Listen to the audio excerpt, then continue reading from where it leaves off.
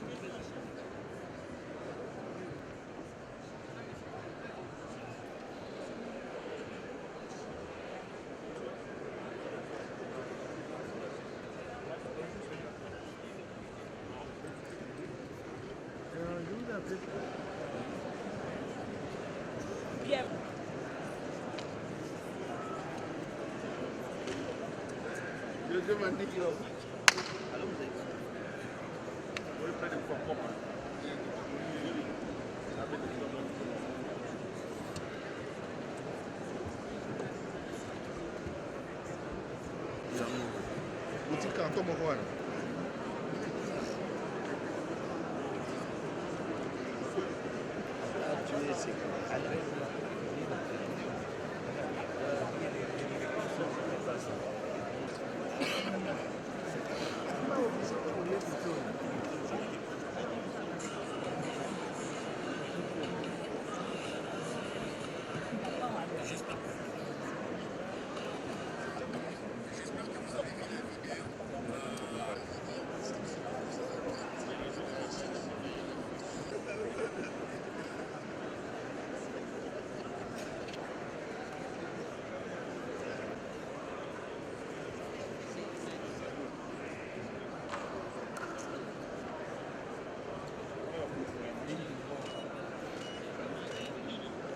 Comment? Ça marche?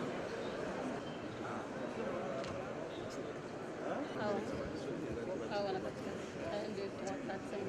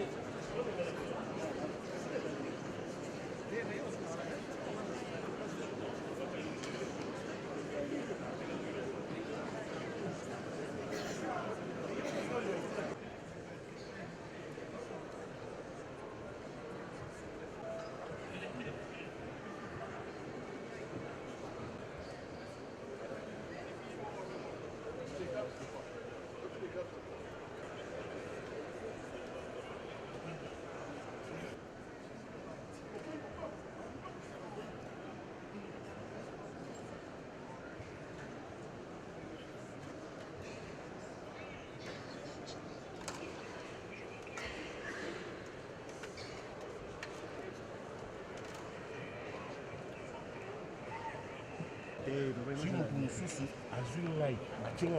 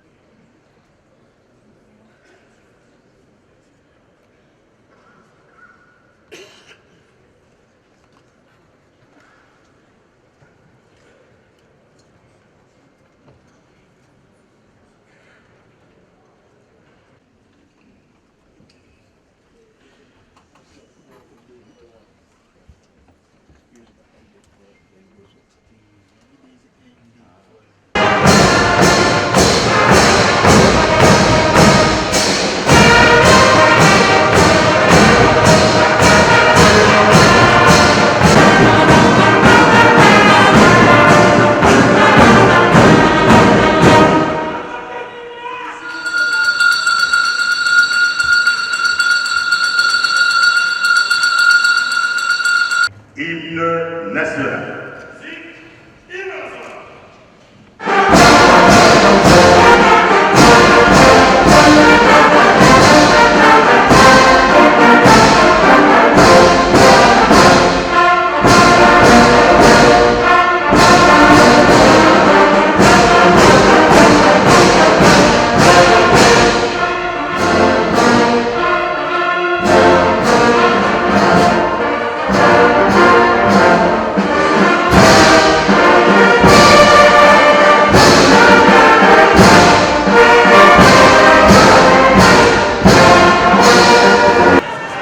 Excellences, Monsieur le Président des organismes internationaux, Messieurs le Premier Président de la Cour des comptes, Honorable Président de l'Assemblée provinciale de la ville de Kinshasa, Mesdames et Messieurs,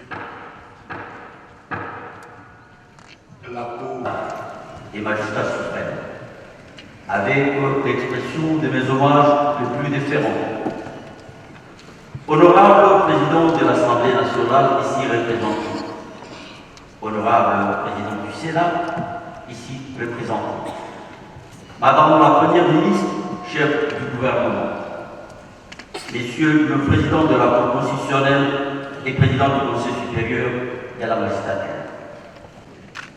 Maintenant, nous prions de vous lever.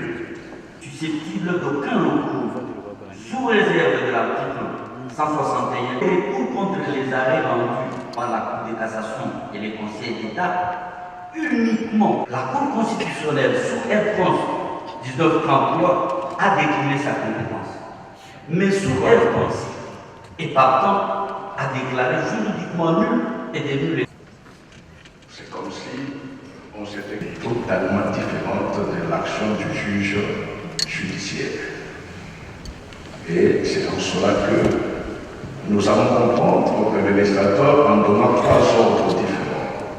Parce qu'avant, s'il y avait une seule rentrée judiciaire, c'est tout simplement parce que la Cour suprême de justice chapeautait l'architecture judiciaire du pays. Aujourd'hui, nous avons 3 ordres différents. Il y a l'ordre judiciaire, avec à sa tête la Cour de cassation, l'ordre administratif, avec à sa tête le Conseil d'État, et l'ordre constitutionnel, qui n'est composé que de la Cour constitutionnelle. Ce qui fait que même l'unicité du ministère public est de nouveau entre les 2 ordres. Le procureur général, après la Cour constitutionnelle, n'est pas en unicité avec le procureur général après la Cour de cassation. L'unicité du ministère public se conçoit désormais dans chaque ordre.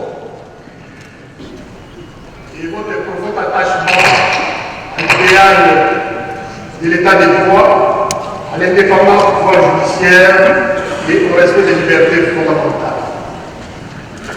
À titre strictement personnel, je saisis cette occasion, Excellence, pour vous réitérer toute ma gratitude pour avoir daigné de confier la direction du parquet général de la Cour constitutionnelle.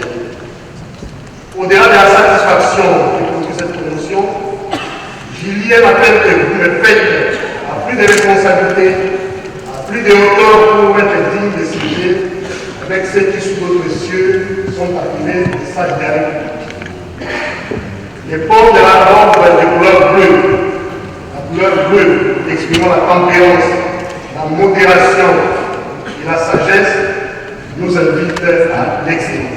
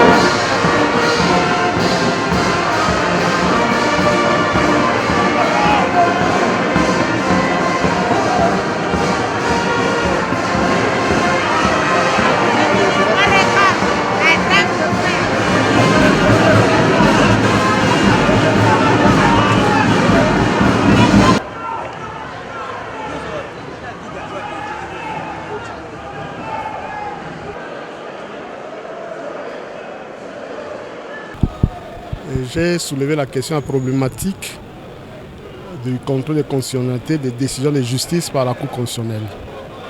C'est une question qui fait débat parmi les praticiens du droit, étant donné que lorsqu'une décision de justice devient irrévocable, elle acquiert l'autorité de la chose jugée, donc elle constitue la vérité judiciaire. Et voir que la Cour puisse les censurer a toujours dérangé plusieurs juristes. Et dans notre Mercurial, nous avons tenu à faire voir que ce n'est pas une invention de la Cour constitutionnelle congolaise. Plusieurs droits étrangers ont ce système-là, ont prévu le contrôle de constitutionnalité des décisions de justice. Et les droits congolais, la Cour constitutionnelle s'est inspirée de ces autres droits pour trancher des questions qui lui sont soumises lorsqu'il y a un jugement ou une décision de justice qui ne peut plus faire l'objet des recours, contient des dispositions qui violent les droits fondamentaux. C'était ça l'objet de notre mercurial. Non, ce n'est pas une violation de la Constitution, parce que d'autant plus que lorsque la Cour statue, elle ne revoit pas l'affaire. Ce n'est pas l'affaire ou le litige entre parties qui vient devant la Cour. La Cour vérifie la violation des droits fondamentaux, étant donné que de partout, et même la Constitution lui reconnaît ses rôles de protectrice des droits fondamentaux. Donc ce n'est pas une voie de recours, ce n'est pas une violation de la Constitution, c'est en interprétant les dispositions de la Constitution, notamment l'article 1er de la Constitution qui parle de l'état des droits. Et l'état des droits a plusieurs piliers. L'un des principaux piliers de l'état des droits, c'est la hiérarchisation des normes. Donc toutes les décisions des autorités doivent être conformes à la Constitution. Et lorsqu'une décision de justice viole les dispositions constitutionnelles, c'est tout à fait normal que la Cour la déclare inconstitutionnelle et empêche qu'elle demeure dans l'ordre juridique, parce qu'elle attente à la Constitution.